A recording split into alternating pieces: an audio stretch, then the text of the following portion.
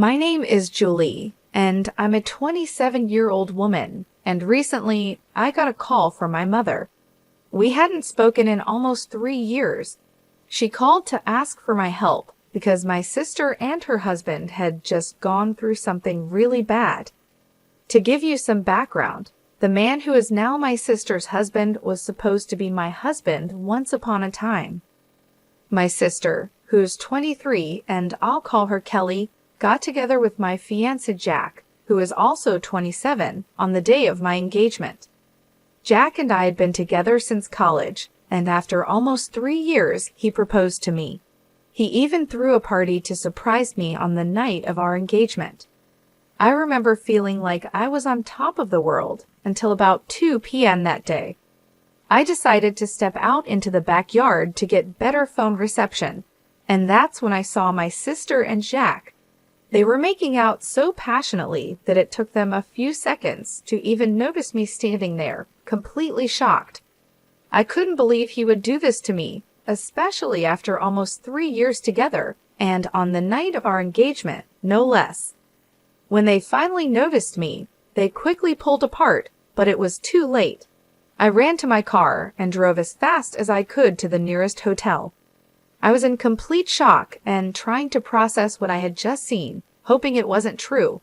But then I received a text from Kelly, apologizing and saying she was in love with Jack. Apparently, this had been going on for a long time. I was in my hotel room when I got that text, and I broke down like never before.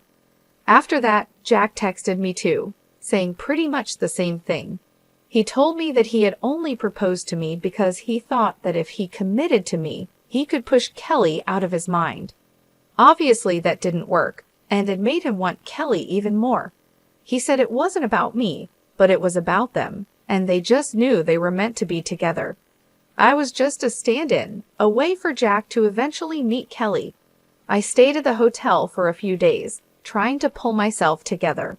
I was still feeling lost and trying to convince myself that this was just a bad joke life was playing on me. After almost 5 days, I finally went back home because I needed to get my things and go back to work if I didn't want to get fired.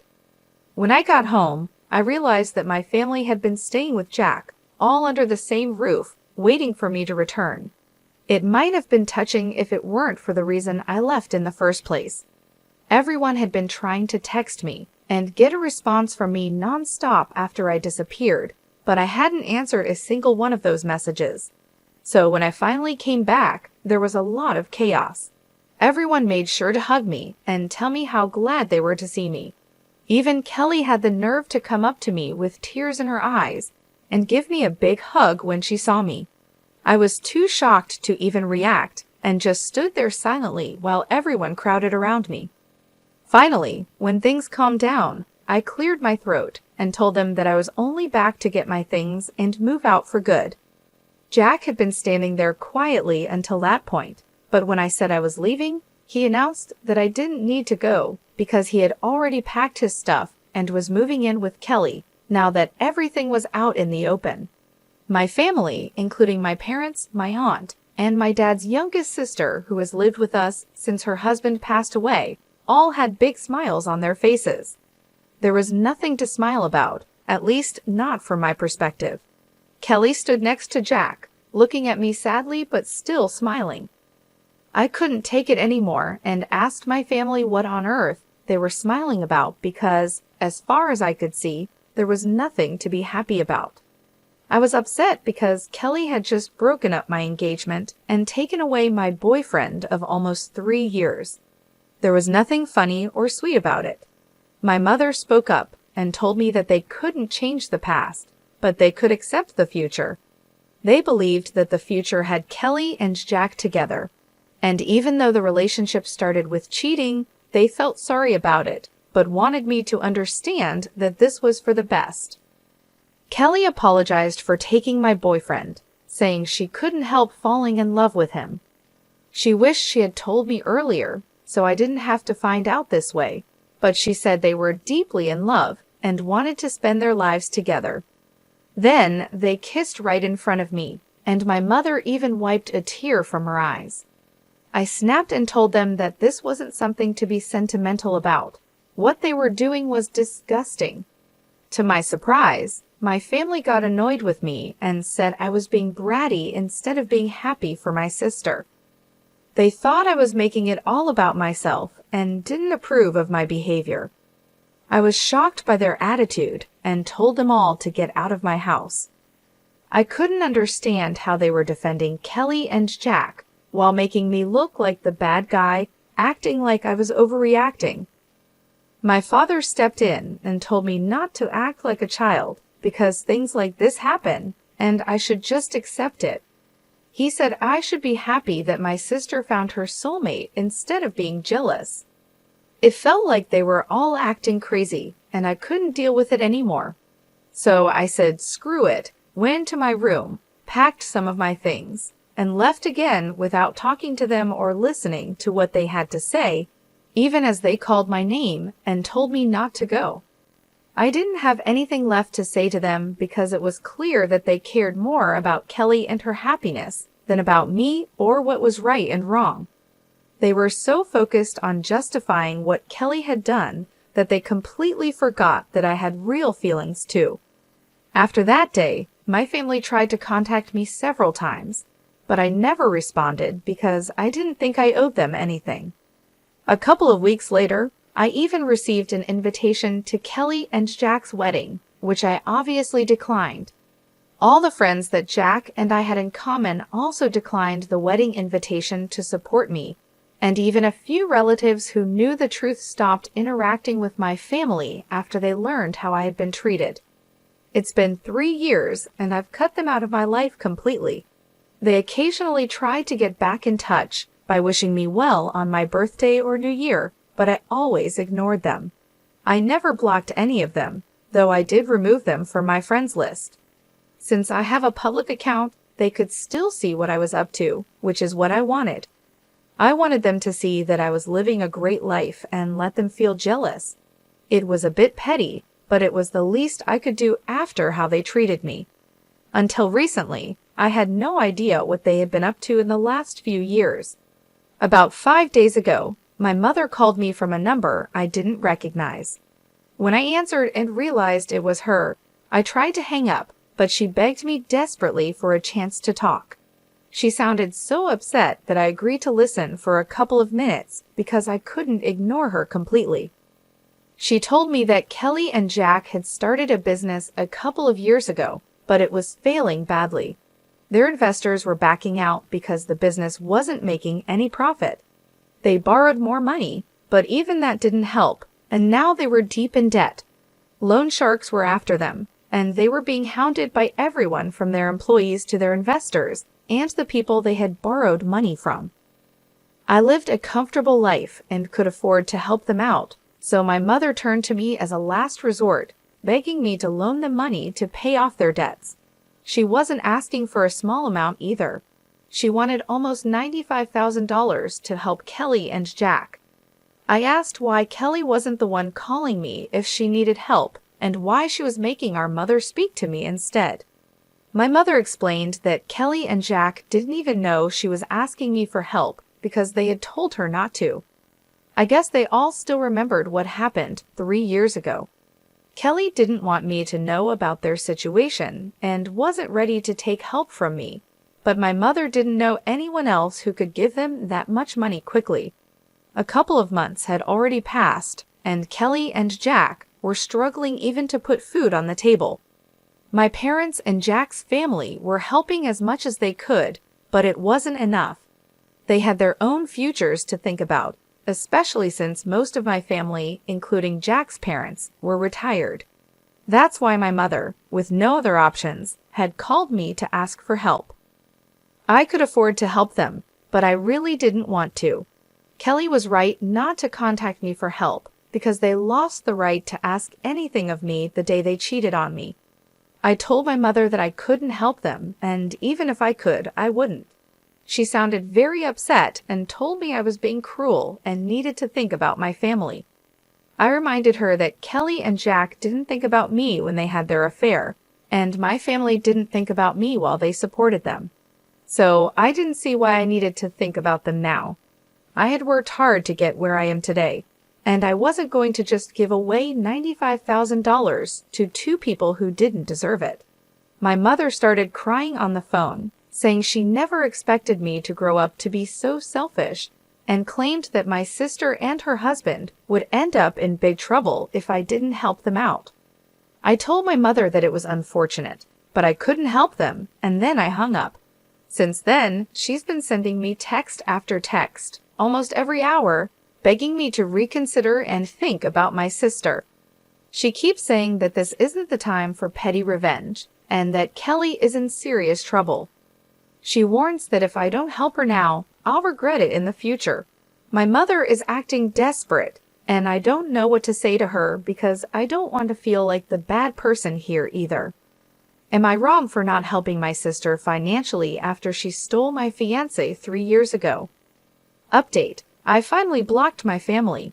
I hadn't done that earlier because, first, I wanted them to see what I was up to and feel jealous, and second, because I thought cutting them off completely might be something I'd regret if something bad happened to them.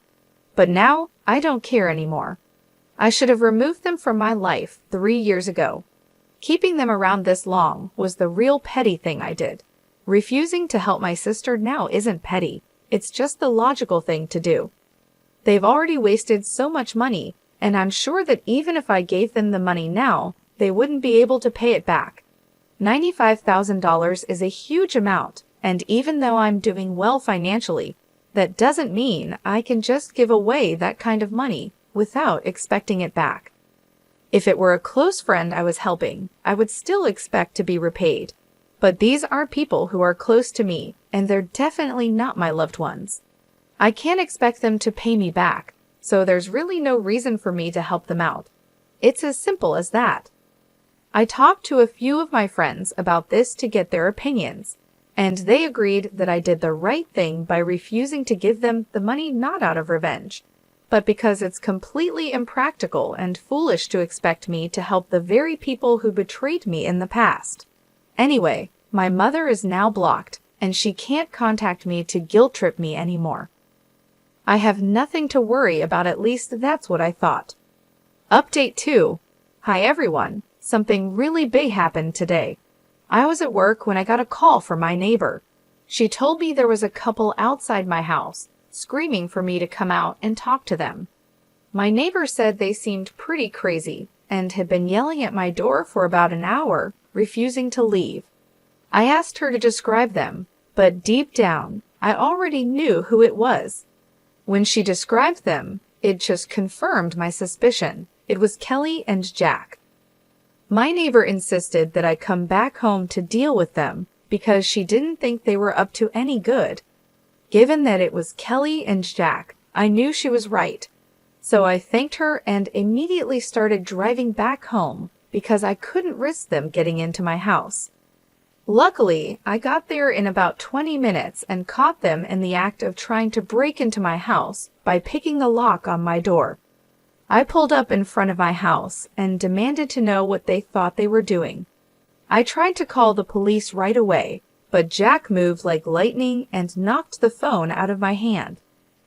Kelly walked over and said they were just there to talk, and they didn't want anything from me, at least not right now. I told them to make it quick and made it clear that they shouldn't expect me to invite them inside. Whatever they had to say would have to be discussed outside in the yard. They seemed okay with that, which was a relief because I didn't think it would be a good idea to let them inside. They already seemed pretty hostile, and I didn't know what to expect. Kelly started talking and told me that our mother had informed her about the phone call and how I had ignored the texts that followed and even blocked them all. She said that the way I was behaving was very unfair, and that since it had been 3 years, I should really be over it by now. I was accused of being silly and dramatic, just to get attention from my family. Kelly said she felt insulted because I refused to help them, and that's why she was there to talk to me. She mentioned that she had managed to arrange the money for now by selling their house and all their jewelry, but there was a strong chance she might need more in the future. She wanted to know that she could rely on me for help when that time came. I told her flat out that she couldn't and shouldn't count on me at all under any circumstances because I hated her and her husband with a passion. I was so angry that I warned her it was taking all my self-control not to hit her at that moment, so it would be best if they just left. Jack, shockingly, demanded that they wouldn't go anywhere until I signed a document promising to give them money in the future whenever they needed it. I couldn't believe what I was hearing. I knew that such a document wouldn't be legally valid if I was forced to sign it under pressure, and they had to be out of their minds if they thought they could manipulate me into something like that. I told both of them to get out, but Kelly pushed me and said that I had to help them because I owed it to them since we were family. She said I couldn't just run away from my responsibilities like this. I was stunned that she actually pushed me, and I was tempted to slap her. But I held back because I knew that getting violent would only make things worse. Instead, I decided to grab my phone, which had fallen to the ground when Jack knocked it out of my hand earlier, and I made a run for it. I quickly climbed into my car and drove off without even checking my rearview mirror. Luckily, I hadn't turned off the engine when I had left the car, so it was still running, and I was able to get a head start on them. They didn't chase after me on foot, which was a relief, but they stayed at my house, which was unfortunate. Once I was at a safe distance, I decided to call the police and report what was happening. I drove back to my house just in time, arriving shortly before the police got there. Within about 25 minutes, they showed up, and I filled them in on everything that had happened. The police arrested Kelly and Jack and took them away. I knew the charges weren't that serious, and they'd probably get off easily, but it was still worth it because at least they were taken away, and I didn't have to deal with them anymore. A few hours have passed since then, and I haven't heard from anyone in my family, which is strange. I thought by now at least one of them would have tried to contact me from a different number, but they haven't. I'm guessing they're either over everything and won't try to get under my skin again, or they're just waiting for the right time to contact me later when things have calmed down a bit. Update 3. Hi, so my last update was about a week ago, and I had started to believe that my family was finally going to leave me alone after I called the cops on Kelly and Jack. But I was wrong. Even that didn't stop them from bothering me again. This time, it was my parents who showed up at my house, asking if they could talk to me for a moment. This happened yesterday, and they seemed much less arrogant compared to Kelly and Jack, so I decided to let them in. As soon as my mother entered the house, she started crying and apologized for ever taking Kelly's side over mine. My father explained that after they learned Kelly and Jack were arrested because of their behavior, including physically pushing me, they couldn't see them the same way anymore. They had decided to cut them off. My mother kept crying the entire time she was there, while my father continued apologizing for siding with Kelly in the past when it was actually me who was the victim. I told my parents that while I appreciated them finally coming to their senses, it was too little, too late to make things better. I had grown used to living my life on my own terms and didn't want to go back to putting my family before myself. As much as I appreciated their visit and apology, I couldn't promise to work on our relationship because, honestly, I didn't see any point in trying to salvage something that was already broken, even if it was with my parents. They protested a bit, saying that we could fix things if we really wanted to, but that was the problem I didn't want to anymore. I just wanted to be by myself, free from the complications and hurt of the past. I told them I respected their efforts, but I was done trying. They seemed a little disappointed, but eventually, they left and asked if I could at least unblock them so they could keep in touch. I did unblock my parents, which feels a bit strange, but for now, that's where things stand. I'm not sure what the future holds, but I'm focusing on my own peace and well-being. Stay tuned for more updates on how things unfold.